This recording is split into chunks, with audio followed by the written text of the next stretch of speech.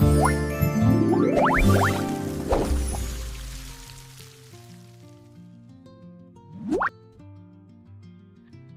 बच्चों, कैसे हो आप लोग?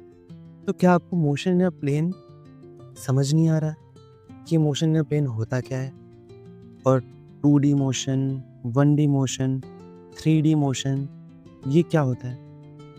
तो चलिए आज हम इसी को आपको बहुत गहराई से मैं समझाऊँगा और बहुत ही सरल तरीके से, जिससे आपको ये समझ आए।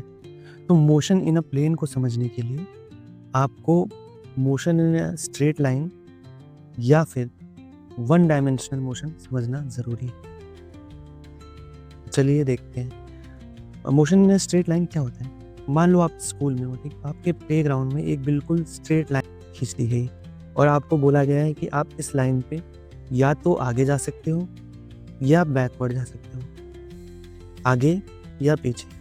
ना ही आप लेफ्ट जा सकते हो, ना ही आप राइट जा सकते हो, ठीक? बस आगे और पीछे जाने का ऑप्शन है। एक स्ट्रेट लाइन में चलने का ऑप्शन है, ठीक? और कोई ऑप्शन आपके पास अवेलेबल नहीं है।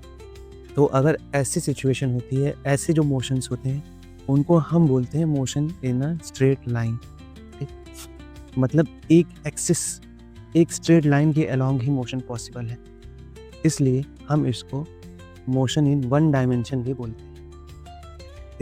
इसका जो बेस्ट एग्जाम्पल है, कोई भी फ्रीली फॉलिंग ऑब्जेक्ट है। जैसे मान लो एक बॉल है, ठीक? जिसको आपने छत से ड्रॉप किया तो बिल्कुल स्ट्रेट लाइन में ही नीचे गिरेगा, ठीक? अगर हवा नहीं चल रही है तो, ठीक? या फिर कोई और ऑब्जेक्ट है, जैसे मान लो न्यूटन के ऊपर जो एप्पल गिरा, वो भी स्ट्रेट लाइन को फॉलो किया होगा। कोई भी ऑब्जेक्ट अगर नीचे गिर रही है बिना किसी इंटरफेरेंस के तो स्ट्रेट लाइन फॉलो करेगी, ठीक है?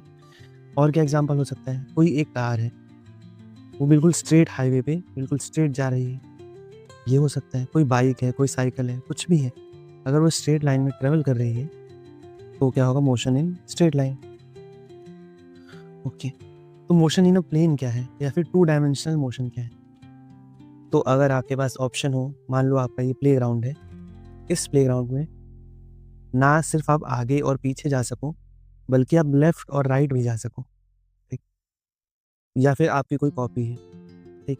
उसमें आप स्ट्रेट लाइन खींचने के बजाय बल्कि कोई भी शेप बना सको। तो ऐसा जो मोशन है, जिसमें आपको फॉरवर्ड बैकवर्ड के साथ लेफ्ट राइट वाले मोशन पॉसिबल हो, ऐसे मोशन को हम मोशन इन 2D बोलते हैं या फिर मोशन इन अ प्लेन बोलते हैं। तो इसका नाम 2 डायमेंशनल क्यों पड़ा? मोशन इन 2 डायमेंशनल क्यों पड़ा इसका नाम? इसका नाम इसलिए पड़ा क्योंकि मान लो ये 1 डायमेंशन हो गया एक, ठीक? तो जितनी डायमेंशन हम लेते हैं वो सारे डायमेंशन एक दूसरे के परपेंडिकुलर मानते हैं, ठीक है? जैसे मान लो ये एक ये डायमेंशन हो गया, एक ये डायमेंशन हो गया। अब मान लो आप पार्क में हो या फिर स्कूल के प्लेग्राउंड में हो, ठीक? आप ये फुटबॉल ग्राउंड है, ठीक है? आप यहाँ पर खड़े हो, तो मोशन इन अ प्लेन आप कैसे करोगे? अगर मान लो आपके पास सिर्फ 1 डायमेंशन वाली मोशन है तो सिर्फ आगे पीछे जाओगे, बट बॉल तो हर डायरेक्शन में जा सकती है। तो मान लो बॉल अभी इस वक़्त यहाँ पर है और आप सेंटर में खड़े हो, आपके पास बॉल को जाना है, बॉल के पास जाना है, तो आप ऐसे जाओगे, प्लेयर से बचते हुए ऐसे जाओगे, ठीक? अलग-अलग पॉसिबल पाथ हैं। तो क्या आप स्ट्रेट लाइन में ट्रैवल कर रहे हो? नहीं। आप एक कर्व पाथ फॉलो कर रहे हो, ठीक? यहाँ से यहाँ जाने के लिए, या फिर आप स्ट्रेट भी जा सकते हो वैसे। तो आप कुछ आपने दूरी देखो एक्स में ट्रैवल किया है, कुछ वाई में ट्रैवल किया है, ठीक? मतलब 2 परपेंडिकुलर जो डायमेंशन है, आपने उसमें ट्रैवल किया है, ठीक? तो ऐसे मोशन को आप मोशन इन अ प्लेन बोलते हो। इसके एग्जांपल क्या है? कोई सर्कुलर मोशन मान लो, ठीक? कोई रिंग है या फिर कोई स्टोन है, आपने उसको धागे में बाँध के उसको आपने गोल-गोल घुमा दिया, ठीक?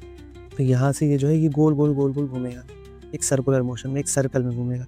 या फिर एक प्रोजेक्टाइल मोशन क्या होता है? जैसे मान लो आपने कोई पत्थर है, उसको आसमान में आपने ऐसे फेंका, तो देखो ऐसा पाथ को फॉलो करता है, एक कर्व पाथ फॉलो करता है, ठीक?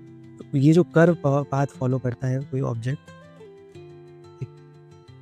उसमें क्या होता है? बॉल देखो मान लो आगे भी बढ़ रहा है बॉल और ऊपर भी जा रहा है। जैसे मान लो बॉल का ये पाथ है, बॉल ऐसे ट्रैवल करके जा रहा है। यहाँ से फेंका आपने, ऐसे ट्रैवल किया, यहाँ पे आके गिर गया। तो बॉल देखो आगे भी जा रहा है और ऊपर भी जा रहा है, कुछ ऊँचाई भी हासिल कर रहा है, कुछ दूरी भी हासिल कर रहा है, ठीक? मतलब 2 डायमेंशन, ये दोनों डायमेंशन एक दूसरे के परपेंडिकुलर है, एक जो हॉरिजॉन्टल डिस्टेंस है, एक वर्टिकल है। तो बॉल दोनों डायमेंशन में ट्रैवल कर रहा है ना, तो ऐसे मोशन को क्या बोलते हैं हम, मोशन इन 2D बोलते हैं। ठीक है, इसका एग्जांपल हो गया, एक सर्कुलर मोशन इसका एग्जांपल हो गया और एक प्रोजेक्टाइल हो गया। अब मोशन इन 3D क्या होता है? 3D क्या होता है, मान लो ये जो x और y एक्सिस है, अगर इसके परपेंडिकुलर आप एक और लाइन ड्रॉ करो, जो स्लाइड में दिखा रहा हूँ आपके, एक लाइन इसके बाहर की तरफ आए और एक अंदर की तरफ जाए। ठीक, तो 3 परपेंडिकुलर आपको एक्सिसेस मिल जाएंगे, x, y, z। इसके बारे में आपने मैथ्स में पढ़ा होगा, कोऑर्डिनेट ज्योमेट्री में, वहाँ पे ये बताया गया है एक्सिसेस के बारे में। तो ये देखो, जैसे ये क्यूब है, ठीक, इसकी एक ये x एक्सिस हो गया, मान लो ये y एक्सिस हो गया और ये z एक्सिस, ये तीनों एक दूसरे के परपेंडिकुलर हैं। ठीक, तीनों एक्सिसेस ही एक दूसरे के परपेंडिकुलर हैं। ठीक, तो जितने डायमेंशन जो ऐड होते जाते हैं वो परपेंडिकुलर ही ऐड होते हैं। जैसे मान लो ये 1 डायमेंशन है, इसके परपेंडिकुलर आप एक और लाइन खींचोगे तो ये 2 डायमेंशन हो जाएगा, और इसके परपेंडिकुलर एक बनाओगे तो ये 3D हो जाएगा। आई होप आपको ये लेक्चर अच्छे से समझ में आया होगा।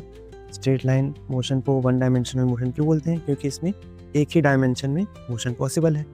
2D में क्या है, 2 डायमेंशन में मोशन पॉसिबल है, इधर भी जा सकता हूँ, ऊपर नीचे भी जा सकता है। इन दोनों का कंबाइंड करके ये प्रोजेक्टाइल फॉलो कर सकते हैं, मतलब ऊपर भी कर्व पाथ फॉलो करेगा, कर्व पाथ फॉलो करते हुए कोई ऑब्जेक्ट ऊपर भी जा रहा है और आगे भी बढ़ रहा है।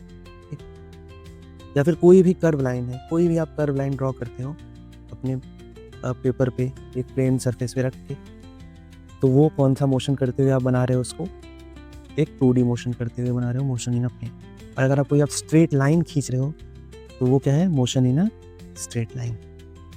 आप कोई ऑब्जेक्ट बना रहे हो, जैसे मान लो किसी क्ले के साथ कोई मूर्ति बना रहे हो, कोई टॉय बना रहे हो, उसमें क्या हुआ, आप उसको एक शेप दे रहे हो, उसमें उसकी हाइट भी, लेंथ भी है, ब्रेड्थ भी है, हाइट भी है। ठीक, तो जिनमें ये तीनों चीज़ें आ जाती हैं ना, वो 3D हो जाता है।